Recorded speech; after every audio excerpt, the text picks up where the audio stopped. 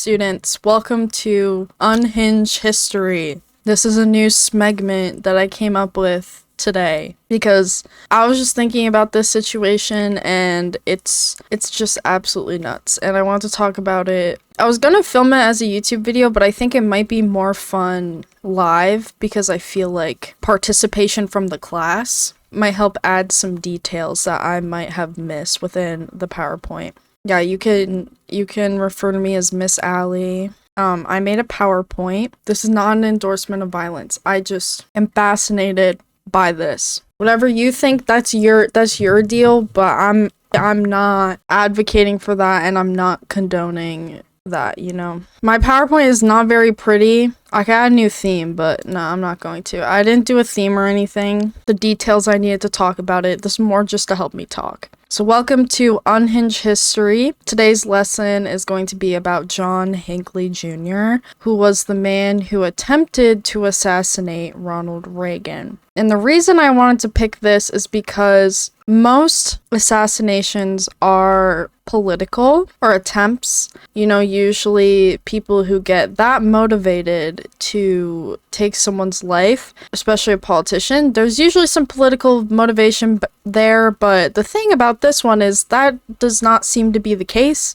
It is definitely not the case, which is fascinating because Reagan, probably one of the most, maybe back then not, but like as of today, probably one of the most controversial presidents ever. One of them. So first, what I want to do is introduce the characters, the important people. Also to remember that this is real life. This did happen. These are real people.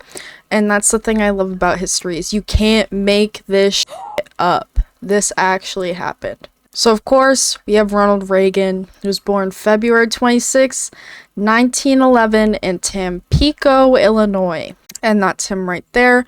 He was the 40th president of the United States. He was a Republican, very famous Republican. He did end up dying in June 5th, 2004 in Los Angeles, which was unrelated to the events that we're about to talk about. I think he had Alzheimer's. I think he ended up passing away from a very long battle with Alzheimer's, which is another can of worms, because there were rumors even like, I think throughout his entire presidency that he had Alzheimer's. There were rumors, and eventually when he announced that he did, people went back and started questioning, like, oh, did maybe, like, there were some symptoms or some behaviors, but he was also really old. Yeah, he was old. I think he was 70 at the time of this event in 1981. So he's pretty old by the time this happened. So it's possible that he was experiencing symptoms of Alzheimer's during his presidency, or that he was just kind of old and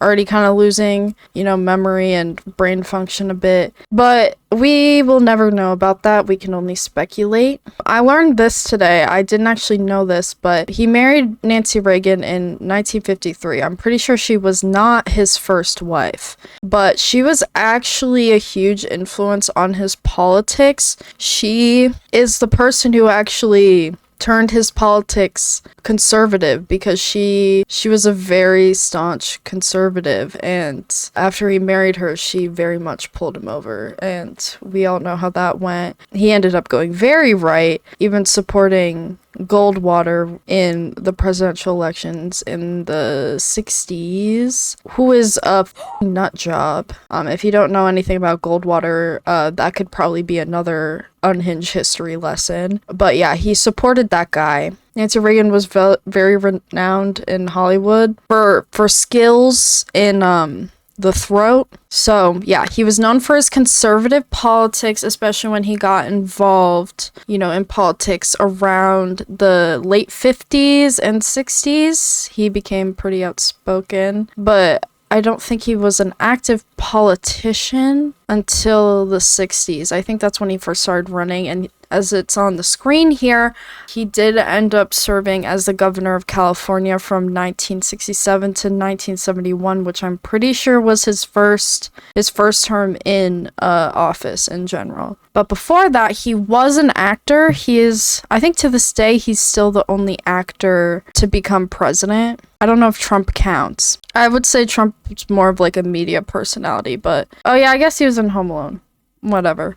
At the time, it was very different to have a movie star be president. And he did even serve as the president of the Screen Actors Guild, which is a detail I wanted to bring up because I thought it was kind of funny, because I feel like his politics are very much anti-union, and I feel like his politics have led to a lot of union. I was gonna say Trump doesn't count. He's a little different. Bedtime for Bonzo. Was that a movie he was in? I really don't know. Like, from what I heard, he wasn't actually that good of an actor. They can be reactionary and conservative, but the Screen Actors Guild? Come on. Let's be for real. I think he was president of the Screen Actors Guild in the 50s. I didn't put the dates down for that. But here, let's look up. Yeah, I've never heard of any of these movies. Bedtime for Bonzo. Oh, with the monkey? Oh, that monkey's pretty cool. Oh, he's a $1 Million Baby. The monkey is racist? No. Oh, that's sad. How could he? But yeah, people always credit him being a good actor is why he did so well as president, or was able to like woo the public, but I don't really think that was true. I don't think you have to be a good actor to have very charismatic charm and be able to lie to people. I don't think that's necessarily acting. I think that's being a politician. So yeah, I don't know. I haven't seen any of his movies, but I don't want to give it to him. So anyway, so that's one of our really big characters. I have a few other people who are just people I've mentioned multiple times within here because they're either victims or the perpetrator. So next we have James Brady,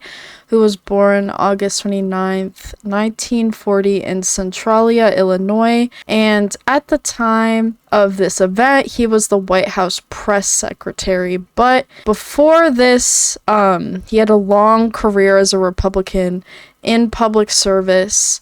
He did not die at the time of the event, but I don't want to get too much into detail about how he ended up dying because it's important to keep that later in the timeline. So he died in August 4th, 2014, over 30 years after the event we're about to talk about, for reasons we will touch on later. Next is Tim McCarthy. Now, this was the only photo I can find of him, which is kind of bad because this is a photo taken as like Reagan was being shot at, which is crazy. So he was born June 20th, 1949 in Chicago, Illinois.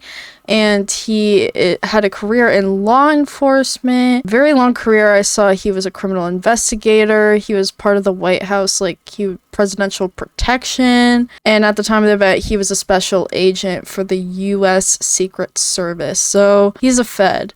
And he's still alive today. He is 74 years old as of today. So he is still alive. He's still around. Thomas Delahunty, wasn't sure exactly how to say it, but he was born in 1935. I couldn't find the date, but I don't think it's that important. But he was born in Pittsburgh, and he had a very long career as a police officer, and he was part of DC Metropolitan Police Department at the time of his event, so the city police department for DC. And he is actually still alive, which is crazy because he's 89. Now, our next character is very important. John Hinckley Jr., who was born May 29th, 1955 in Ardmore, Oklahoma, but he didn't stay there very long. He was actually born in a pretty wealthy family, I found, and when he was 4 years old, they moved to Dallas, Texas, where he ended up growing up. I think he spent most of his,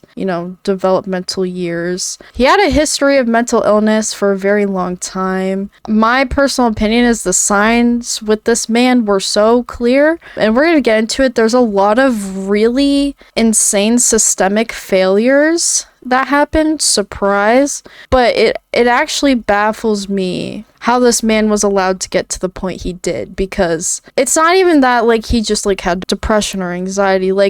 No, this man was severely mentally ill, and he would experiment with firearms. He could get, that's another thing we're gonna touch on, the access this man had to firearms is actually nuts. It's nuts that this man was able to obtain as many guns as he did. Mostly in Texas, by the way. But yeah, after he graduated high school, he enrolled in Texas Tech University. I'm not sure how long he was enrolled for, but he ended up dropping out in hopes of becoming a songwriter. That career didn't really work out for him at the time. He found himself going from like LA.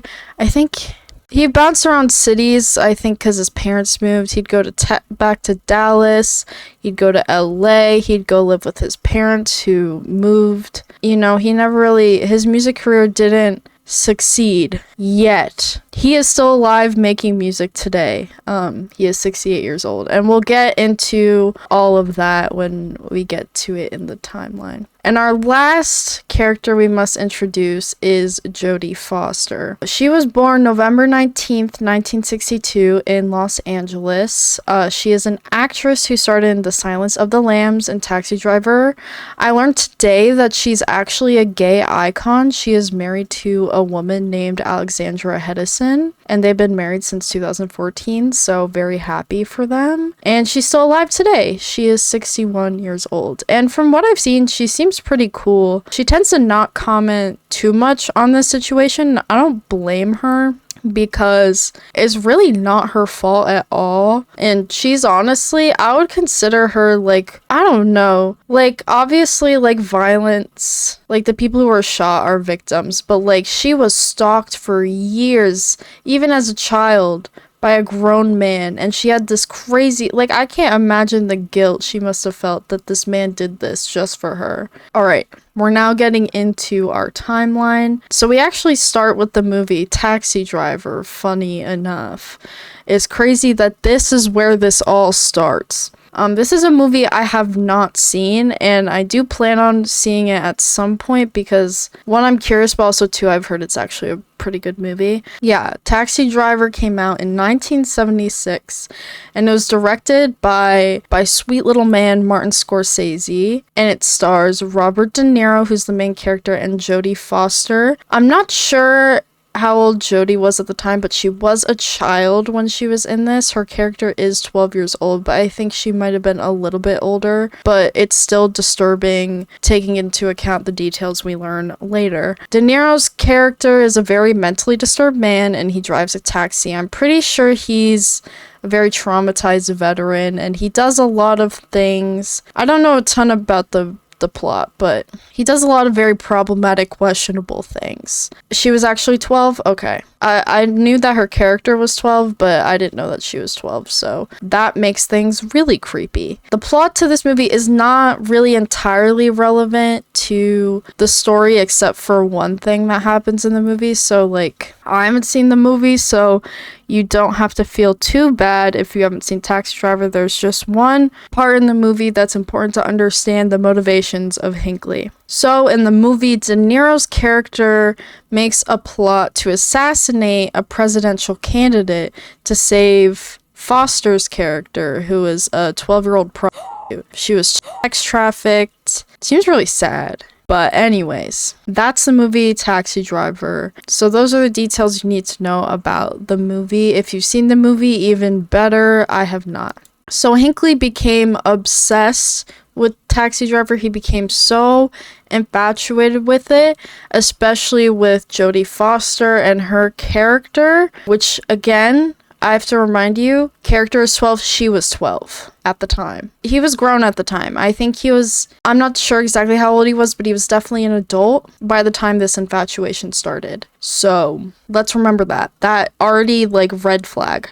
And he actually began, I didn't know this, but he began to dress like De Niro's character in the movie. He would walk around dressing like De Niro's character in this movie, which I didn't know. I thought he was purely just obsessed with Jodie Foster, but no, he really, like, wanted to be Robert De Niro's character in this movie. Yeah, it was literally his literally me moment. His obsession with this movie is actually what led him to buy his first gun in 1979, which is 3 years after the movie came out. I believe that he actually watched the movie about 15 times in total, which I thought it would have been much more, but maybe he was lying. I don't know. I didn't write that down. And he was going through mental health treatment at the time. Remember, he was from a pretty wealthy family, so they did have the resources to get him help, but it was the 70s, so I'm assuming that the mental health treatment probably wasn't that great. I know he was on antidepressants. I don't know what else he was on, but it was not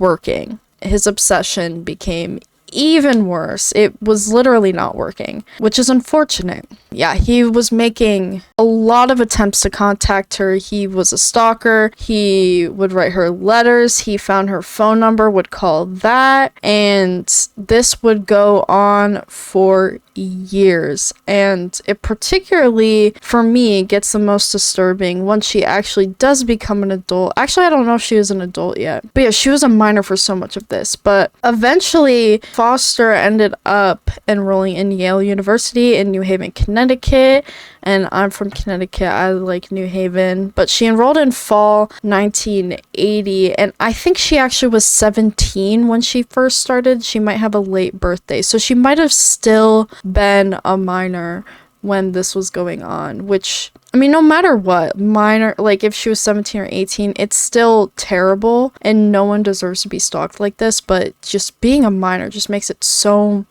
much creepier. So Hinckley found out that she enrolled at Yale University, and he actually followed her to New Haven. I've seen mixed information, but most sources say that he actually moved to New Haven to try to get into contact with her.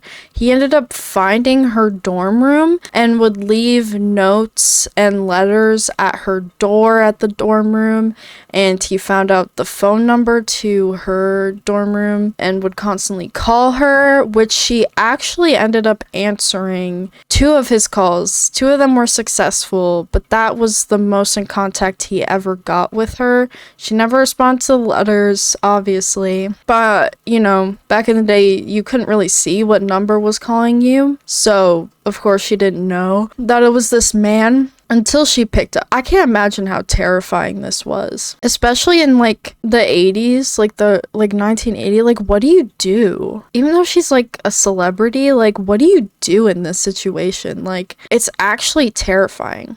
The first systemic failure was that this man was able to get a gun, and the second systemic failure was that this man was able to stalk this child for so long. He wrote his name and everything. Like, I don't even know why nothing really seemed to be done, but he literally left, like, they know who was doing it. From what I know, there was like absolutely no like law enforcement involvement. Just wait for him to try to kill the yeah, exactly. Like it had to get to that point for him to be like, wow, this man might be a danger to society. So there actually is a video of her talking about it in 1981. Wow, it's pretty bizarre. By sacrificing my freedom and possibly my life, I hope to change your mind about me.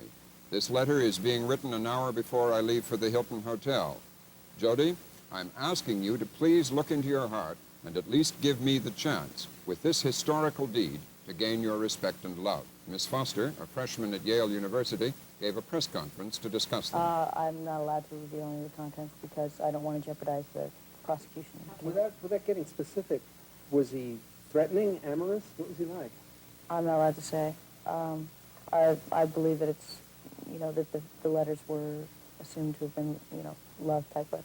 When did you first realize the connection between the Hinckley and the letters and the Hinckley who shot the president? How many Hinkleys do you know? Did you contact the authorities at that point? No, I was contacted by you first. Oh, she didn't contact them? I felt very shocked, very frightened. I feel so terrible. Like, I can't imagine how it must have felt to be in that situation. But I guess from that, she did not contact authorities about the stalking. But that's so surprising that, like, even no one in her life did anything. Like, I get that that's a lot for a 19-year-old to deal with, but no other adult in her life did anything. That's just shocking to me. Like, if that was happening to my child, I would be freaking the fuck out. So now we're getting to the point where Hinckley actually is starting to plot. As his obsession spiraled, Hinckley was planning out his desire to assassinate the president because in the movie, De Niro attempts to take I don't know if he's actually successful in the movie. I didn't confirm that. But he does it to impress Foster and to like save her, because I think that's the point in the movie. I don't really know exactly what the context is, but that was the plan. So this actually started when Jimmy Carter was still president. So when he was campaigning for his second term in 1980, Hinckley was following his campaign, like actually going to like all of his rallies, like in order to get, you know, close to Carter and see if he could get a good shot. One source I saw said that he got within 20 feet of him. One said he got within a foot of him. I don't know exactly what is true. But anyways, he got close. And he was plotting like way before the actual, you know, big event. The one where he ended up getting close was a rally in Ohio, but he ended up getting caught in Nashville, Tennessee at an airport. He had handcuffs and 3 unloaded firearms in his bag, which were all confiscated, but people were checking so much in the airport that day because they knew that President Carter would be in the city at the time. So I'm sure they were very like nervous about who had what, why were people traveling, and what people had. So yeah, he was caught. He was arrested. So they took all of his stuff, took the handcuffs and the 3 guns.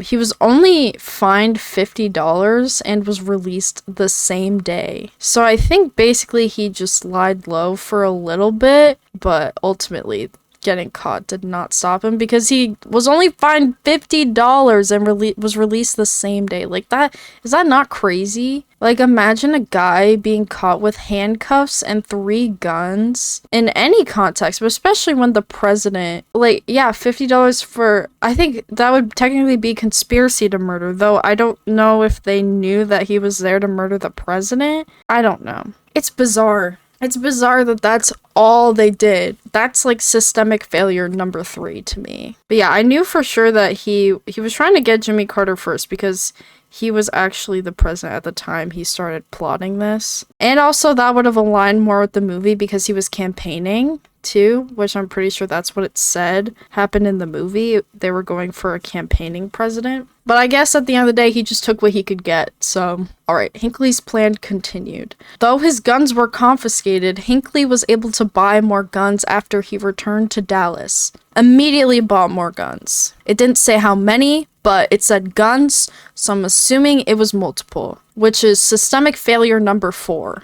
wait, no, pause. Yeah, we need to dissect this. 1. This man has been obsessively stalking Jodie Foster, but I guess that wasn't known by law enforcement. I don't know how, I don't know why. Like, a huge institution like Yale would just not notice that. He has a history of like severe mental illness, no internet to trace his activity, but they had some type of criminal log back in the day. Like, I'm pretty sure at this point there was some way law enforcement like could keep a record of criminal history. But I guess since he got arrested in Nashville and then he went to Dallas, and also because I'm assuming gun laws, especially back then, were probably like nothing in Texas, he was very easily able to get a gun again. So there was literally like no roadblocks. And it's crazy. And this was all while he was getting mental health treatment too. He was in treatment. He was seeing like a psychiatrist very consistently. But at the same time, he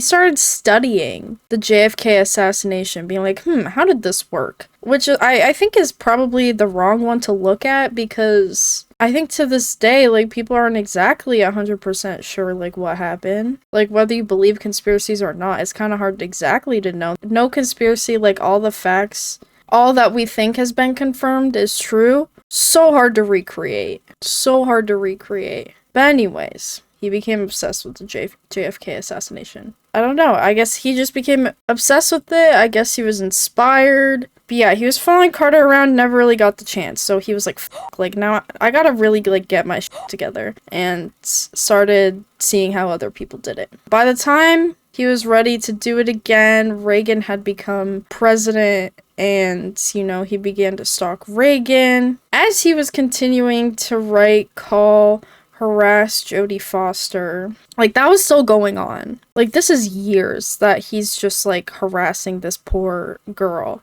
And I couldn't find the exact ones. I'm pretty sure they're definitely out there, but there's at least one event prior to the shooting of Hinckley at Reagan events. He would frequently take the bus down from New Haven to DC to show up at Reagan's events to see if he could get a shot. I think there's actually a few photos people look back and been like, that's Hinckley in the crowd. It's pretty clear that he was trying to do it before. He got lucky that one time. He actually went for it. I guess he didn't get lucky. He didn't actually succeed, but that was the one time he felt like he could go for it. I couldn't find the exact photos of him at other events, but I'm pretty sure they exist and they're out there. I think there's also a picture of him in the crowd before he shot at Reagan. And yeah, it's insane. And now we can actually discuss what happened, what the day looked like. Let's discuss the event. March 30th, 1981. Hinckley did have a desire to stay in New Haven, but through a paper that he read, he could see Reagan's schedule, and he used that to plan when he would act. And he knew he had to do it soon. This is just what he was thinking. But yeah, he literally looked in the paper, looked at Reagan's schedule, was like, yeah, I'm going. He found a vet he could go to, and he just took the bus. Hinckley booked a hotel to stay in DC, and he took the bus from New Haven to DC. And Reagan had just entered his presidency months before, and this event was at the Washington Hilton Hotel. I think he spoke to over 5,000 people for the AFL-CIO. That was the event. He was just speaking. It was not really a big thing.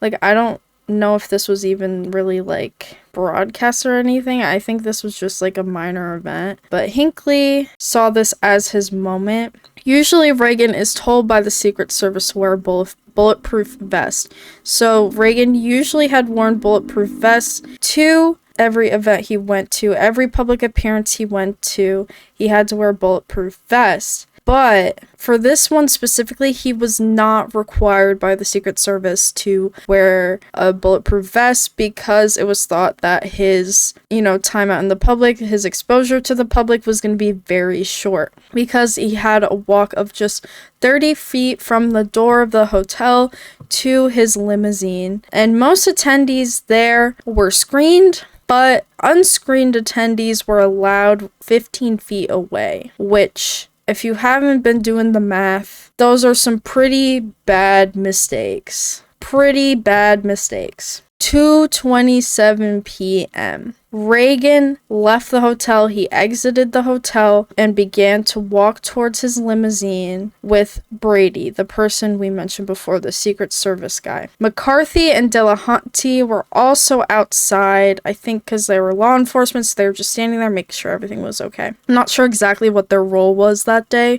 but they were there. This all happened very, very quickly. In just under 2 seconds, Hinckley fired 6 bullets from it's a ROM RG 14.22 caliber blue steel revolver, if that means anything to you guys. That's what I found it was. So Brady was the first to be hit, and he was hit definitely the most severely. He was hit over his left eye, and from what I read, it actually missed his brain, but it did shatter his brain cavity. I don't think it went through his brain. I think it went just under it, but he did suffer very severe damage, as you can imagine a head injury would. As you can imagine, you would if you got shot in the head.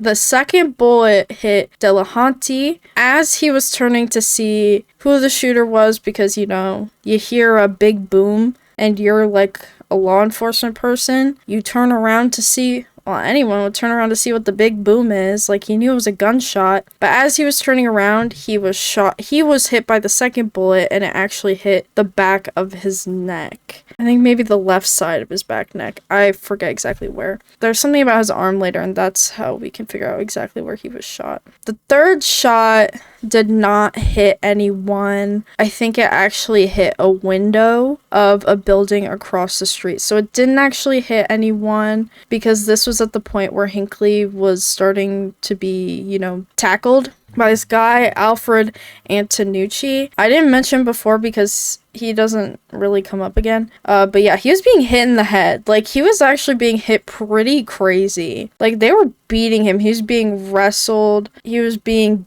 beat on the head. But, he still had 3 more shots to go. But that one missed.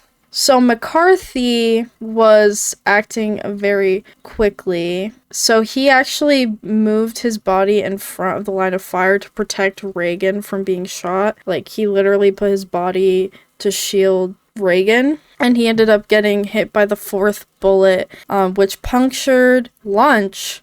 That's supposed to say lung. It punctured his right lung and the right side of his liver. I think it also even damaged his diaphragm a little bit. If I remember correctly, I think he was actually the one who ended up with the least amount of, he recovered the fat. We'll get into it. So the 5th bullet did not end up hitting anyone, and this is only because Special Agent Jerry Parr launched himself at Reagan. He basically leapt on him, jumped on him because I think the limousine door, it might have been open. I don't know. He was pushed. I know he ended up hitting the limousine like this. He launched himself to block the bullets from hitting Reagan. They slammed against the limousine. Many analyzing this event actually said that this action that Parr did actually prevented the bullet from hitting Reagan's head. Parr did not get hit, but I'm pretty sure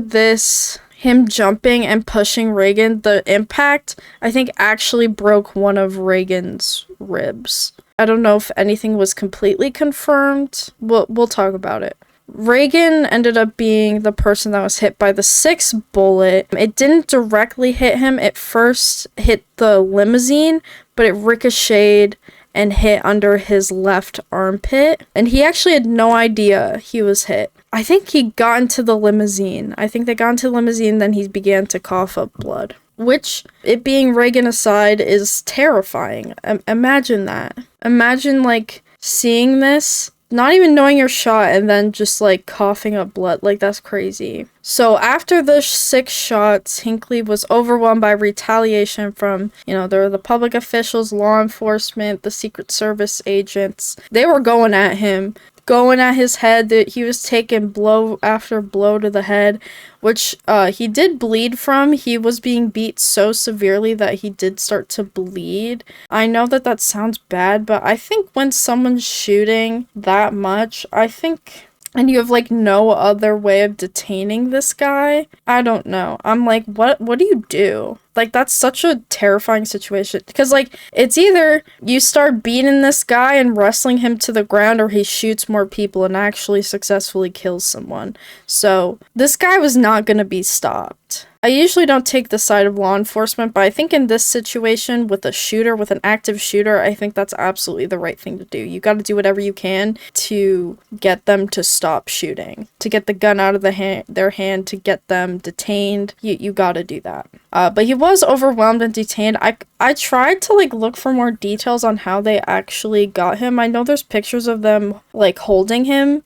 right after, but I couldn't really exactly find the exact sequence of events of when he actually stopped fighting or when they officially had him in custody. I couldn't exactly find a timeline. Is there footage? There's pictures. There's definitely pictures. I don't know if there's a video. I don't think there's a video. There might be, but there are definitely pictures. There's a very famous picture of Reagan walking and waving seconds before this image. This is the very famous image. And that's the crop photo of, I think that's McCarthy. But yeah, this is the very famous image of Reagan waving. This is just seconds before Hinckley shot into these people. So this photo has become fortunately or very unfortunately iconic. Like, this is what I think of every time I think of the assassination attempt. I think of him waving and smiling, like, right before disaster. It's a pretty crazy photo. Whoever captured this, it's pretty insane. There's so many implications of this story that I'll get into once I finish telling you all the details. There's so many implications. So let's talk about the aftermath, like the healing. Let's specifically talk about Reagan. So initially the public was informed that there was a shooting, but they were not told that it was the president. I think there were rumors spread, but originally law enforcement would not say his name, I think, to not spark panic. But yeah, he was actually given the code name Rawhide. I don't know why, but that's what it said. And this is something I learned today, which this actually got quite a laugh out of me. Reagan is quoted to have said, getting shot hurts, to his wife after getting shot. Wow. How profound. That's like a Taylor Swift lyric. Getting shot hurts. I wouldn't think that initially, but I'm so glad you enlightened us. So his injuries included a cracked rib, and because of the cracked rib, the broken rib, it punctured his lung and it ended up collapsing, and his blood pressure dropped severely low as a result of the shock because of the pain and also the traumatic experience of like getting shot. Like, okay, this part, I can't tell if I'm mad at this. Like, there's something about this that's just wild to me. Like, Reagan tried to act like he was okay. I think the limousine drove to the hospital, and he walked out of the limousine into the hospital, and I don't know if there's footage of that, or pictures of that, but he was seen smiling and waving to people walking into the hospital as he had a bullet in his f***ing chest, and he was like, I'm okay. He like insisted on walking himself in. I'm fine. As soon as he got into the entrance of the hospital, this man fell to his knees in pain, and because of how weak he was. Like, no shit. Like, bro, you just got shot. Why would you do that? I don't know.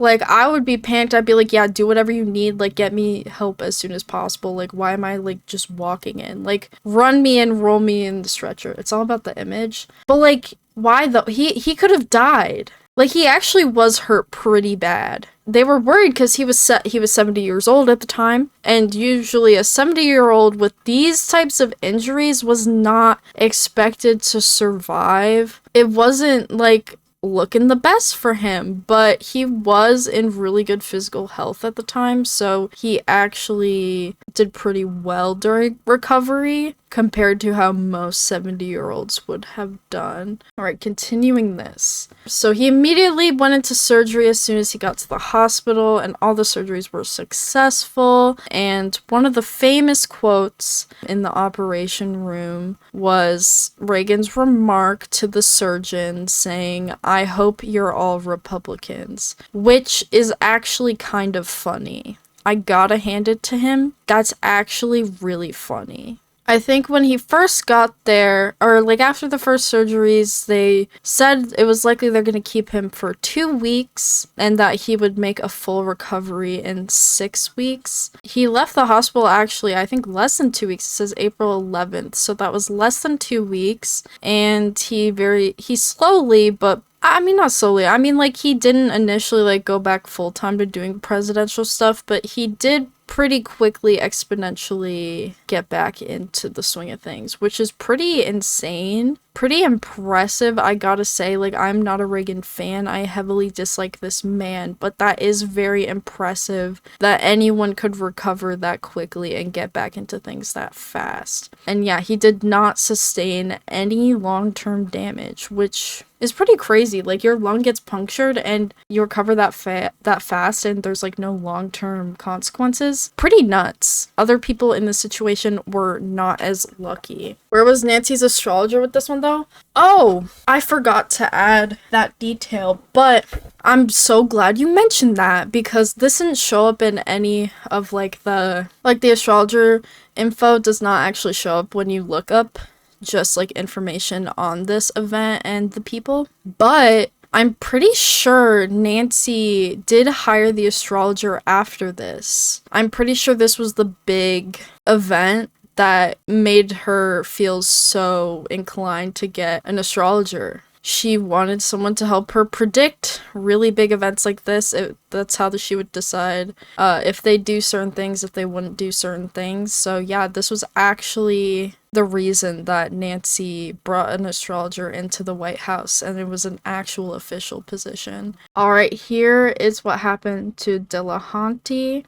So Delahanty's injuries were more serious. He was shot in the back of the neck, and he developed serious nerve damage in his left arm, which left him pretty disabled, and it was hard for him to do his usual job in the police department, which forced him to retire. And yeah, he ultimately survived and died for reasons unrelated from this incident and his injuries. So McCarthy, he actually ended up recovering really fast. He had no long-term damage, and he was the first out of everyone injured to be released from the hospital. So he ended up having the best case scenario out of all of the people injured and shot in this. This one's the saddest. So Brady was the most unlucky out of everyone shot.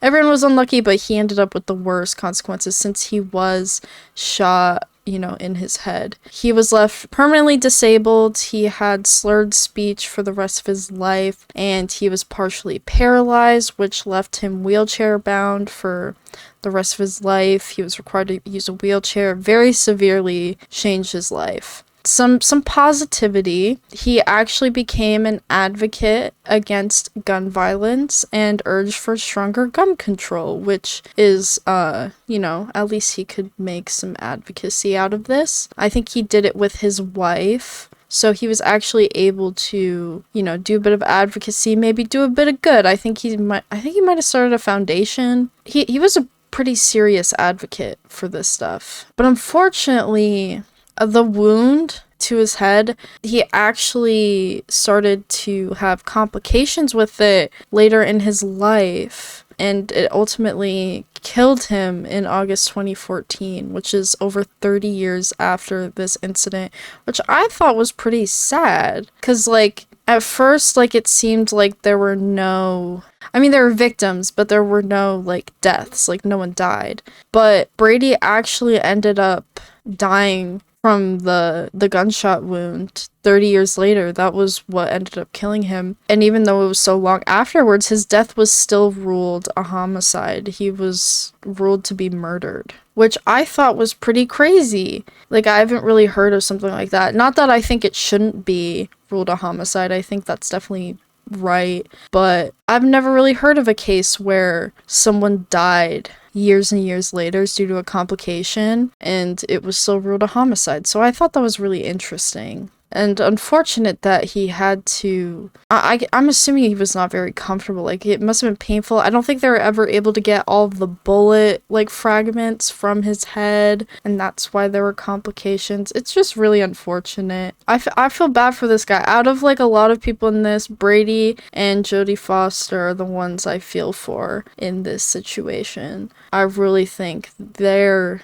the biggest victims in this story. So let's talk about Hinckley's trial, how that went. It's a little weird, this trial, and it's also very controversial. So yeah, for all of this, Hinckley was clearly set to go under legal prosecution. He was charged. So first, while being detained, he was held at Marine Corps Base Quantico, but then he was moved to Federal Correction Complex Butner. And during his detainment, he did attempt to take his own life 2 times, but failed both times. As we know, he is still alive today. Okay, so for the details of the trial, the prosecution, so the people who were trying to get Hinckley sentenced to jail, were trying to argue that Hinckley knew exactly what he was doing, there was clear premeditation because there were lots of letters that were evidence that he was planning on doing this. The letters to Jodie Foster. He had guns. He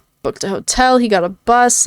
There was a lot of evidence that he did plan what he was doing, but the defense ended up being successful in arguing that Hinckley was legally insane, which I actually do agree with. Even though this was clearly something planned out, I think this is very clearly a man who is severely mentally ill and was in some kind of frenzy, like false reality this whole time. Like, I don't think, because a lot of people plead insanity that they were legally insane at the time of the crime, but I think this man has been legally insane. I think he was that way for a very long time. It's controversial, but I actually do agree with the verdict of this case. But this verdict was controversial, and it did end up causing Congress to go back to... They reviewed their insanity plea laws and actually reformed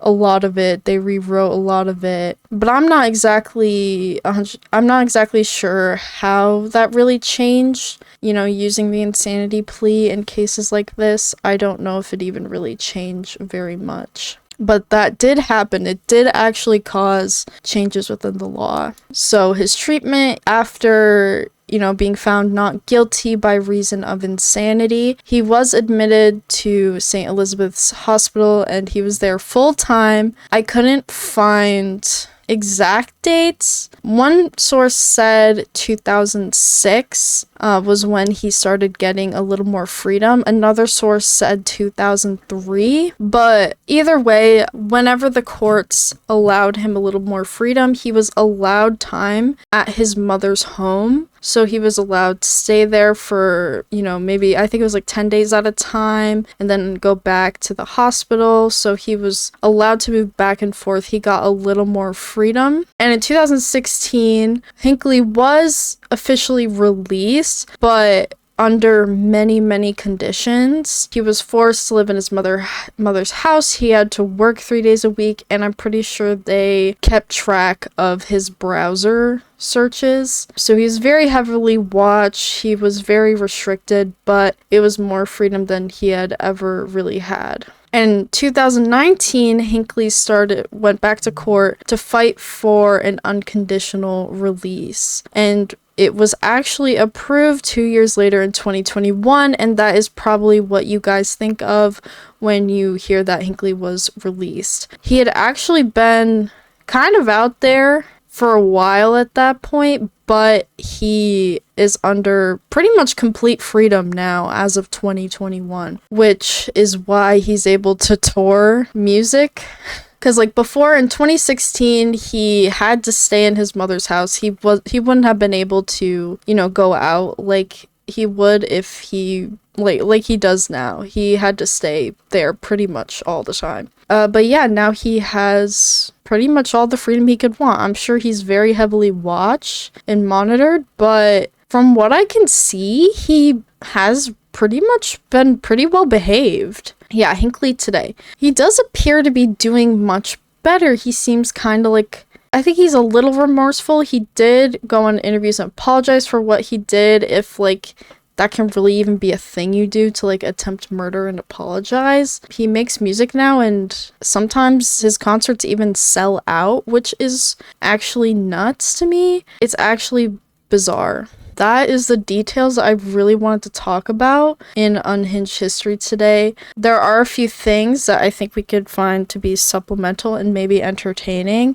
Like, I would like us to look a bit at his music today and what he's up to today. It's not often you see someone who did something on such a insane scale to, like, this severity that just, like, is kind of fine now and just makes music. Yeah, he has a YouTube channel. He has a YouTube channel where he posts his songs, and we can check it out. This is his YouTube channel. This is what he does. He posted one 12 days ago. Go on Hot Ones. Yeah, have him on Hot Ones. Let's hear him out. Hello everybody, hope you're doing great. This is my latest song. To all who want to hate me for things so long ago, you cannot define me by what you do not know. What? I will be your liberator. Wait. I will be your man. Wait, okay, I'm sorry, but hating me for things I did a long time ago, like, that's fine, but you did try to kill the president, and you did kind of leave 2 people permanently disabled, which eventually killed one of them. I think that's a little different. You know, what do I know? I found an article with a headline that was really funny. Here it is. It's by the New York Post, and this is actually the funniest thing I've seen in a minute. John Hinckley Jr., who once tried to kill Ronald Reagan, claims he's a victim of cancel culture after concert nixed. Keeps happening. I'm sorry, but that's so f***ing funny. He's a victim of cancel culture? Like, are you for real? I think that's fair to say. I'm a victim of cancel culture. That's crazy. Listen, I don't want to come off like I'm defending Reagan, but I also don't want to come off like I'm defending murder. I mean, what I would say is that I know, like, yeah, we hate Reagan. He clearly learned his lesson. He did. I think he did. He was just a severely mentally deranged man, and there were a lot of systemic failures that let him go as far as he did, when I think he genuinely is probably an okay guy who got a little too obsessed in his mentally ill brain and was allowed to spiral so far and was allowed to have access to so many guns. I think a lot of the failures are systemic. I don't think what he did was good. That's not canceled! That's the law! You're not canceled! You're a criminal! But yeah, I don't think it's good to kill, and also I need to remind you guys that he did not do it for political reasons. This wasn't